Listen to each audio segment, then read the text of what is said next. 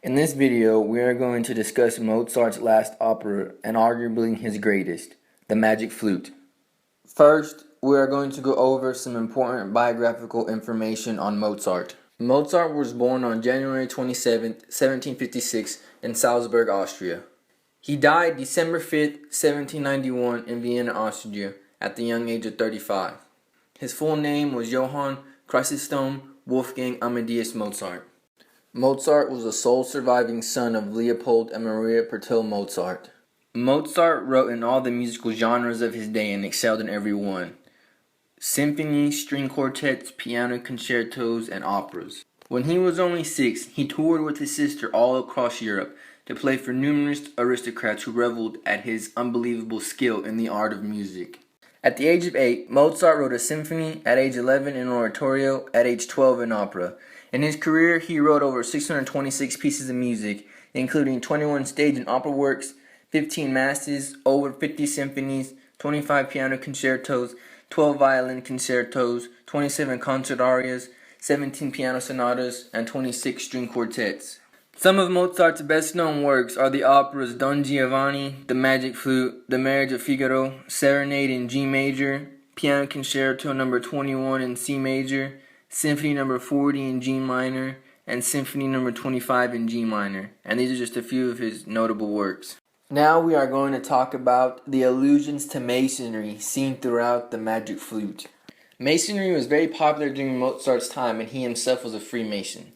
Emanuel Johann Schikaneder, who wrote the libretto of the Magic Flute, was a friend of Mozart and a member of the same Masonic lodge. The setting of the opera takes place in ancient Egypt, around the reign of Ramesses I, where it is believed that Masonic rites originated.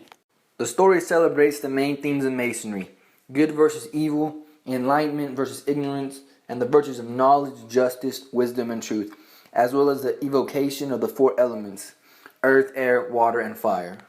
The characters of the opera actually represented historical people that in some way were related to Masonry. To the Viennese of that day, the Queen of the Night was clearly the unfriendly Empress Maria Theresa who interdicted the Masonic lodges.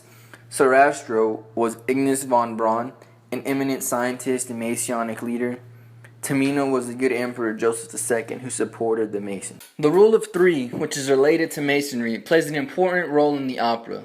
3 ladies, 3 boys, 3 loud chords at the beginning of the overture signifying the 3 knocks of the initiates at the temple. 3 temples, 3 flats of the E flat major, which is the primary tonality of the work. The Magic Flute is a singspiel opera from 1791 created by Wolfgang Mozart. The opera centers around an Egyptian prince named Tamino who finds himself engulfed within a love game for a princess named Pamina. Act 1, Scene 1. Tamino fights a serpent when three women of the night murder the serpent while Tamino lay unconscious. When Tamino wakes, he meets Papageno, a bird catcher. He lies to Tamino, stating he killed the serpent. The 3 women bring an image of Princess Pamina, the queen's daughter, to Tamino where he falls in love with her. He soon discovers Sarastro, an assumed evildoer, is holding Pamina captive. The queen promises Tamino to wed Pamina if saved. The 3 women offer them a magic flute, magic bells, and 3 child spirits who will guide them to Pamina. Papageno and Tamina begin their quest for Pamina. Act 1, Scene 2. Monostatos, a servant to Sarastro, orders that his henchmen leave him alone with Pamina. He then encounters Papageno, and both are startled by each other's appearances, so they flee from the scene. Papageno finds Pamina chained and bears her the news of help issued by the queen and Tamino's love for her. Act 1, Scene 3. The 3 spirit children lead Tamino towards Sarastro's temple. An old priest lets Tamino into the temple, telling him that the Queen of the Night is evil and untrustworthy, not Sarastro. Tamino then begins to play his magic flute as animals come to dance, entranced by the sound. Tamino notices Papageno's pipes from afar and goes to find him. As Papageno and Pamina scavenge for Tamino, Monostatos and his henchmen recapture them. Papageno begins to play his bells, and Monostatos and his henchmen become hypnotized and leave. Then enters Sarastro. Pamino confesses to Sarastro and mentions how Monostatos tried to be affectionate with her. Being sympathetic, Sarastro still believes that a man and not her overpowering mother should guide her. Monostatos enters with Tamino, where he and Pamina see each other for the first time. Monostatos demands a prize for recapturing Pamina and Papageno, but Sarastro punishes him for his behavior towards Pamina instead. He addresses Tamino, stating he must pass a series of tests in order to wed Pamina. Act 2, Scene 1. Sarastro gathers a council composed of priests to judge Tamino. Act 2, Scene 2. Tamino and Papageno are warned to defend themselves of women about to enter, and swear them to silence. Act 2, Scene 3. Pamina lays asleep in the courtyard when Monostatos arrives and attempts to kiss her. Just as he leans in, the Queen of the Night appears and awakens Pamina, instructing her to kill Monostatos with her dagger. Monostatos returns after fleeing from the Queen and tries to convince Pamina of her mother's hidden agenda before Sarastro arrives.